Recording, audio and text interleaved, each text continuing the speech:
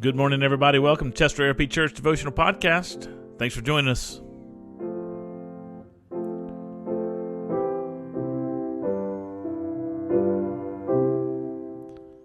All right. Well, thank you so much for being with us. We are in the book of Romans. We continue on. We just got this thing started a couple days ago. Now we jump into some of the meat of the first chapter, really between this point and the beginning, or the middle, I should say, of chapter 3. We're going to hear a lot about sin, a lot about the justness of God's judgment against sin. And that's where Paul starts here in the beginning parts of verse 18 and following in Romans chapter 1. So we're going to read verses 18 through 23, Romans 1 this morning. Here we go.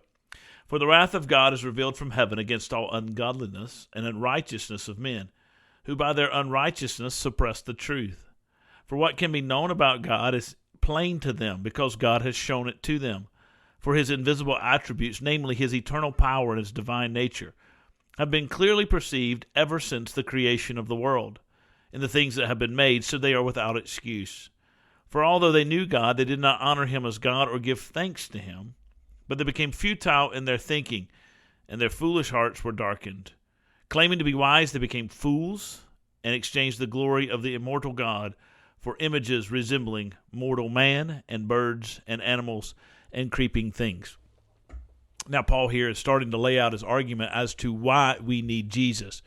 Yesterday, we looked at verses 16 and 17, where Paul says, I am not ashamed of the gospel, for it is the power of God for the salvation of men, women, and children, first for the Jew and then for the Gentiles. The good news of the story of Jesus Christ. Why do we need good news? Why do we need to be made righteous?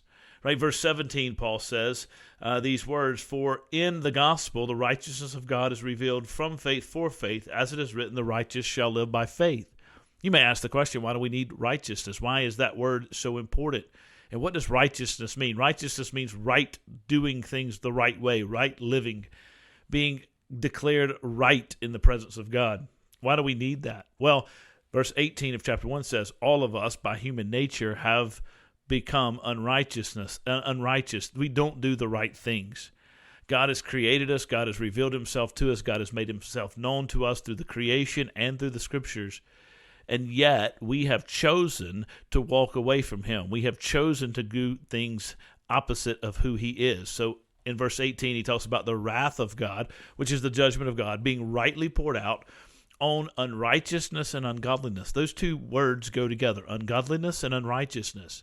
Ungodliness is a lifestyle and a life that is not devoted to God. It's devoted away from God, which leads necessarily to unrighteousness, because the way we are to be righteous in the presence of God is to live rightly with him and to pursue him.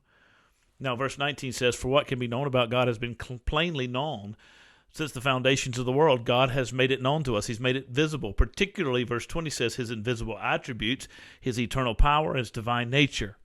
We can clearly perceive those things ever since the creation of the world. You can look out around you and you can say, you know what? This world had to come into existence somehow. Any thinking person says that. You know, I know we live in a modern world. We try to explain away how this world came to be. But even in the most atheistic settings, we have to ask the question, where did the primordial soup come from? It had to come from somewhere, because we ultimately get down what we call ontologically, we get down to the very essence of being, and we get down to where did things come from? The old adage, what comes first, chicken or the egg, right?